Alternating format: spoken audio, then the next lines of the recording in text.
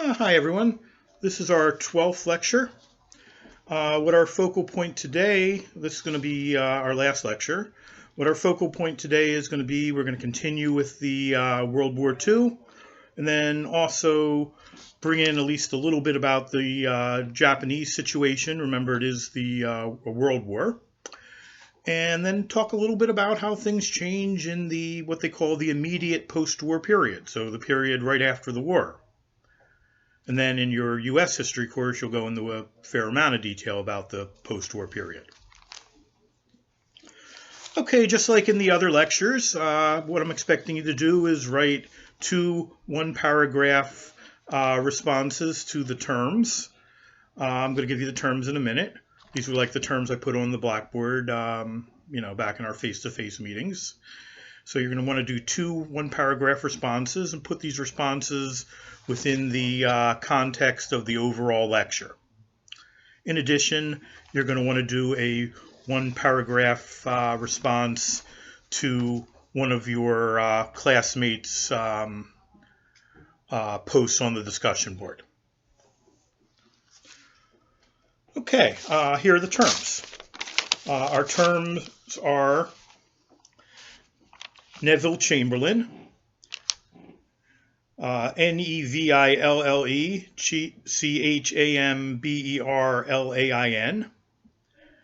Next term, policy of appeasement. Next term, Munich settlement, Munich settlement. Next term, Pearl Harbor. Next term, kamikaze, Kamikaze. Next term, immediate post-war period. Next term, mass consumption. Next term, mass communication. And our last term, secularism. Okay, so we left off with the Jews trying to escape Germany. Now, what is going to bring the rest of the world involved in the situation happening there in Germany? Well, basically Hitler is going to go into what's called the Sudetenland, spelled Sudetenland, the Sudetenland. The Sudetenland was originally part of Czechoslovakia, now the Czech Republic. Now, originally the Sudetenland, so Hitler goes there into the Sudetenland. He just takes it over. He annexes it. Militarily, he can easily accomplish this. Now, this is going to have a very strong reaction from France. France gets horrified, angry, and basically says this cannot happen. We cannot have countries just breaking international relations and it going through international borders and taking over whatever they want. So he says we have to nip this in the bud right now. Unfortunately, France did not have the power to put down Germany itself. So who is its natural ally who's going to go to ask for help? Well, that's going to be its partner in the First World War, France. So now in the time of the Second World War, it's going to go to France and say, France is going to go to Britain and say, tell them what's happening and ask for their help in putting down this outrageous behavior. Now, the Prime Minister during the mid-1930s in Britain is going to be Prime Minister Neville Chamberlain. So that's our next term, Neville Chamberlain. Now, Neville Chamberlain was the Prime Minister of Britain, and before I tell you what he did, let me give you a little context. All right, Britain went through the Great Slump, which remember is the European version of the Great Depression. Britain went through the Great Slump in the year 1931, so a little later than ours. But remember, Britain had never really recovered from the First World War. Britain lost a whole lot more than the United States in the First World War. Britain was there from the beginning of the First World War. Britain changed from being the strongest creditor nation in the history of the world, more people owing them money than they owed anyone else, to becoming the greatest debtor nation in the history of the world. So not only had Britain spent all that money they had made in the 19th century with the Industrial Revolution, but they had borrowed a lot of money. So Britain itself was teetering on bankruptcy after the war. Britain finally built up a little bit of money by really austere saving during the 1930s. Now, they just had gone through that long, horrible war. Then they had this horrible depression called the Great Slump. So the last thing they're really going to want to do is get involved in a war, particularly a war that doesn't affect them directly. It would be kind of like us. We went through Gulf War I, we went through Gulf War II, we spent billions of dollars, we had, lots of loss of life. How much resolve is there really to get involved in another war today, particularly a war that doesn't directly affect us? Wouldn't we try to do anything we can to avoid it? Let's say, Iran or not North Korea, but let's say Iran gets, overly aggressive. Do we really have the stomach to get involved in another prolonged, difficult war? Or would we want to try to avoid it in any way we can? Well, that's kind of the way that Britain's going to feel after the annexation of the Sudetenland in 1936. Okay, so they take over the Sudetenland. The Germans, France asks Britain for help, and Chamberlain is now going to meet with Hitler to try to work out an agreement. So Chamberlain meets with Hitler 3 times. 3 times Chamberlain goes to Munich to meet with Hitler. The first thing Chamberlain's going to ask Hitler is, why did you do this? This is not your land. What made you think you have the right to go into somebody's own land, sovereign land, and take it? Here's the answer that Hitler gives. Hitler says, I'm just rescuing my people. Over 120,000 Germans live there. This is originally part of Germany. I'm just bringing it back to my own people, bringing what was rightfully ours. Chamberlain naturally asks, well, how do I know, okay, that, maybe this did belong to you, but how do I know you're going to stop there? And Hitler says, what would make you think I would take any more land? I'm an honest, honorable German. What would make you think that you could go? What would make you think I would take anything more than what rightfully belongs to me? So they're kind of going back and forth. Chamberlain decides he's going to use what's called, our next term, the policy of appeasement. Well, what does it mean when you appease somebody? To appease somebody means that you give in to them. You don't fight with them. Even though you don't necessarily agree with them, you decide to give in. But what kind of message is this going to send? Well, think of you're a high school kid, and you go, your curfew's 9:30, and like any normal kid, you're probably going to want to test the waters and see how much you can get away with. So you come back 10:15. Now your parents have a big decision to make. They can say, it's 45 minutes. I see my kids safe. If I start arguing with them, we're all going to be upset and agitated and not be able to sleep tonight. Is it really worth getting in a big fight over 45 minutes? So they decide to let it go. Well, what kind of message is it sending you? And what are you going to do next time? Next time might be 11:30, and then next time it's 1:30, and then it's basically an open door policy. Why? Because, your parents didn't have the guts to have a confrontation with you and say, enough with this. Well, that's basically what Chamberlain's going to do with Hitler. He decides to appease Hitler and goes along with him. So in the third of their meetings at what's called the Munich settlement in 1938, Chamberlain decides he is going to allow Hitler to keep the Sudetenland, and Hitler formally agrees not to take any more land. Chamberlain felt, good. There's no war. I prevented a war. Hitler did have a right to this land anyway. He agreed not to take any more. All is good in the world. How's Hitler going to take this, though?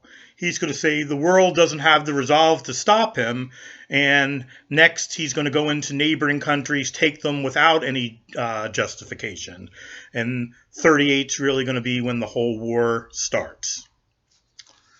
Okay, now let's talk a little bit about the situation, since it is a world war, let's talk a little bit about what brings the United States into the war. Now, just like in World War I, we were initially not involved in it. Both World War I and World War II were essentially European wars, but wars that we are dragged into. Okay, so what brings us into it? There's going to be a horrific event on December 7th, 1941. Okay, December 7th, 1941, you should immediately know as our next term, Pearl Harbor Day. Okay, so the bombing of Pearl Harbor.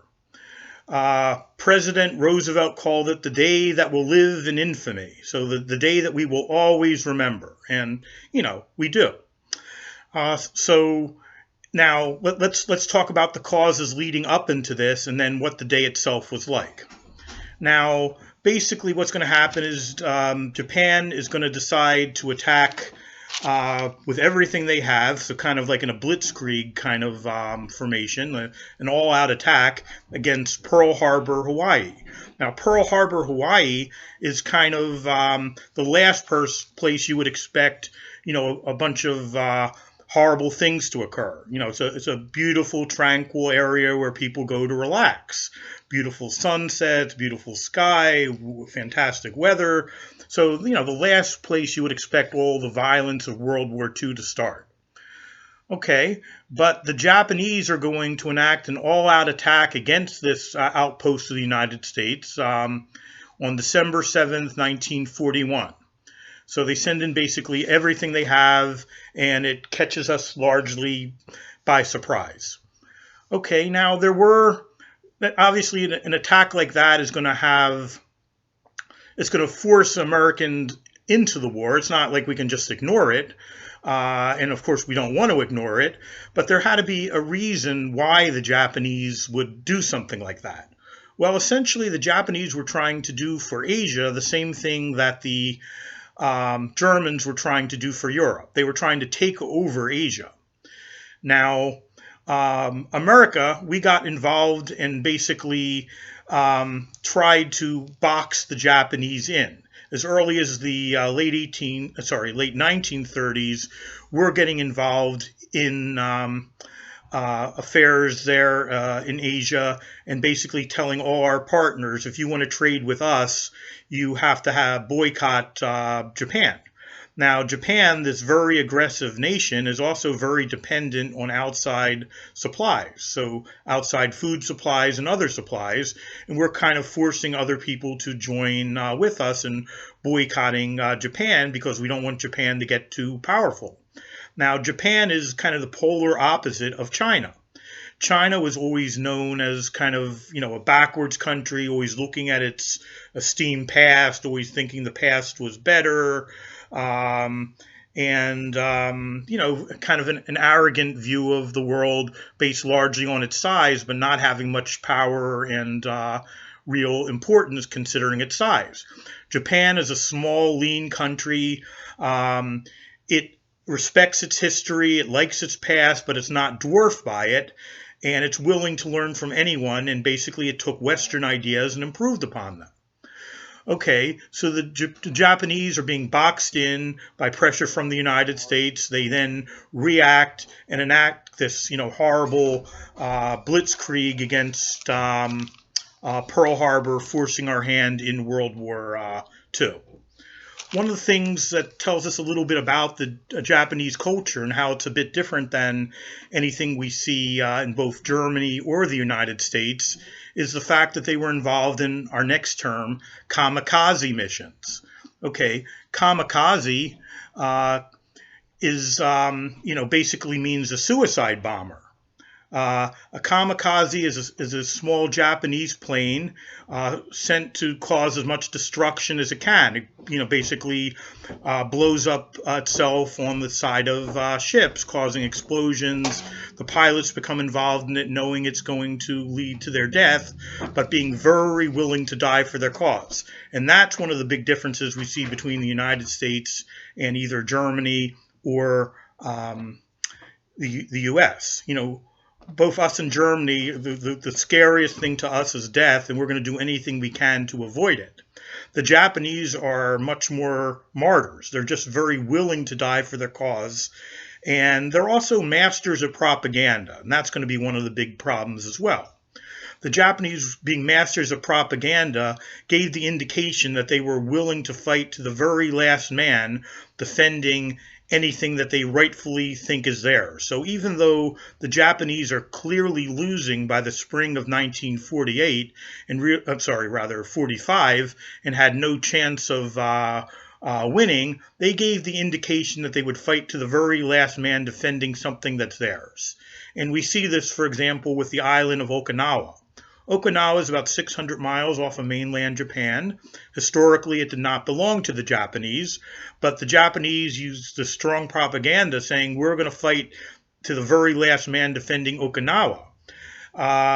So this is kind of forcing us to make a big decision to whether to end the war or not, or how to end the war.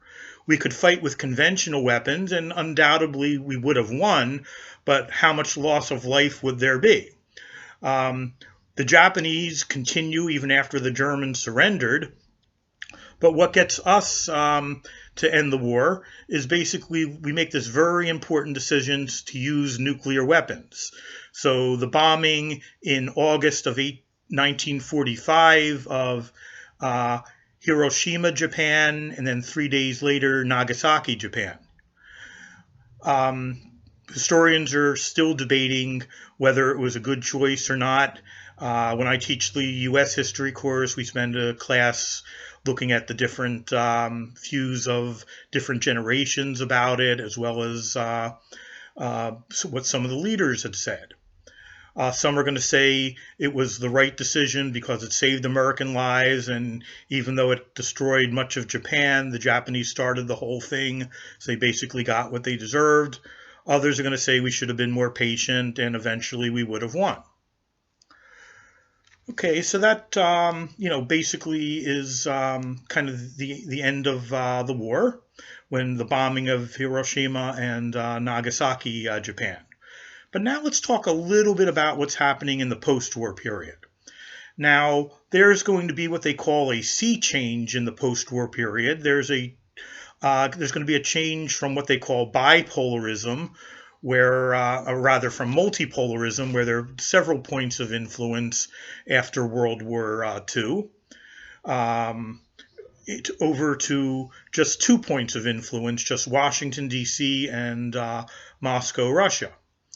Okay, so there's going to be 3 things that really take off in what's called the, here's another term, the immediate post-war period. The immediate post-war period refers to America in the late 1940s after the war, as well as the 1950s. So the 3 themes that permeate in the immediate post-war period are going to be, the first term is mass consumption. Now, there was a lot of money in the post-war period. So basically during the war, there really wasn't anything you could buy. There was the rationing of everything, just like there was, we talked about with World War I. Men are at the front, women are at home. There's nothing women can buy from their working in the factories because the rationing of everything. Men have most of their things paid for by the army. The salary that they got, maybe spending some on prostitutes and some on alcohol, but the rest sending it back to their wife or the person they, plan to marry after the war. And basically they're saving up all this money. Now think of all the deprivation of all these years. If you're without things for a long time, what are you going to want to do? You're going to want to go on a spending spree. So think of, you're spending college tuition, you're working hard, not really getting to spend very much, doing without, sacrificing, and why? Because eventually you're going to have, hopefully, a really good job, and then you'll have lots of money, and you're going to want to spend. So that's what people were doing. They were making up for all these lean years, and they went on a big spending spree as soon as the war's over in 1945. So what are they buying? Well, the first thing they're going to do is they're going to buy houses. They're going to get married. They're going to move to these suburban houses. And, there's going to be the start of what are called Levitowns. Levitowns are houses that basically look pretty similar. They're comfortable suburban communities. The Levittown we're probably most familiar with is going to be outside of Trenton, Levittown, PA. But the original Levittown was started on Long Island, New York. So they're getting married and then buying these Levittown homes and building, furnishing their homes with all the new products that become available after the war. Okay, so that's mass consumption. So everyone going on a spending spree because now they have money to spend. Now there's also going to be what's called mass communication, number 14 here. Mass communication, our next term here. Mass communication refers to the onset of television. Now, the first TV is actually going to coincide with the post-war period.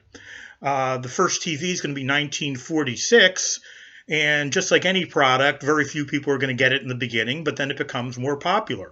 By the mid-1950s, it was everybody who was near a TV station who could pull in a signal. So anyone in the cities, anyone in the near suburbs, basically was buying a TV, and they become, a very popular thing, something everyone had. It replaced the radio, and basically it became a whole lot more popular, and people were, the Nielsen surveys that look at how much of TV people watched. By the mid-1950s, people are already watching close to 4.5 hours of television per day. So they become mesmerized by it, like the way we are today by our phones or by computers. So the whole family sits around one TV, and almost every part of their life was centered around TV. Well, what are we going to have with all this spending of money and the TV? Of course, commercials. So, mass communication is referring to the television, the rise of television, and the selling of American lifestyle and products to buy there on the television. Now, for our last term, let's talk about this term secularism. So our last term is secularism. Now, you may remember from a previous lecture we talked about secular religions, and I told you that secular means non-religious. So secularism here is kind of interesting as well. Secularism means non-religious, but non-religious has a different meaning here. See, the 1950s is going to be a time when religion is at an all-time high. More people than ever before are going to church. More people have Bibles in their home than ever before. One of the 10 greatest men of the 1950s, most popular men of the 1950s, was Reverend Billy Graham. Reverend Graham was basically seen as America's Reverend. We're a secular society, but he was to, many people seen as kind of the Reverend for all America. Well, with all these people going to church, why would we call the period secular? See, here's the thing. You have to look at the reasons people are going to church. Were they going to church to hear the message, to feel inspired, to commune with God? No. The majority of people were going to church as a way for the fellowship, a way to meet people, a way to make friends, and a way to make business connections. Because in the 1950s, one of the biggest fears they had were the communists. Now, a word for the communists, they call them the Reds, and a popular saying of the 50s was, "There's a Red under every bed." So just as people were about to go to sleep and enjoy the great wealth of America in the post-war period, they feared that the communists were there trying to take it away. So a big fear about the communists and a big hatred of the Russians. And, basically they felt that if you were not part of a religion, you must be one of those godless communists. So they felt the only way to show you were a true all-blue American and to show you were anti-communist and a trustworthy, decent person was to go to church. So church was a way to meet someone. There's a popular book, I think it was in the 1960s. It's going to have a title that's going to sound awful, but early 60s were a bit more innocent. It was called it was written for girls, like a primer for girls, teaching her, sort of how to act. And it was called How to Get a Teenage Boy and What to Do with Him When You Get Him. What it was saying was, where is the place that girls should try to meet a proper man? And I'm sure it's where a lot of women today are looking. The yacht club, the opera, and church. So secularism is referring to this idea that people going to church, pretending to be religious, but really caring about it as more a social activity.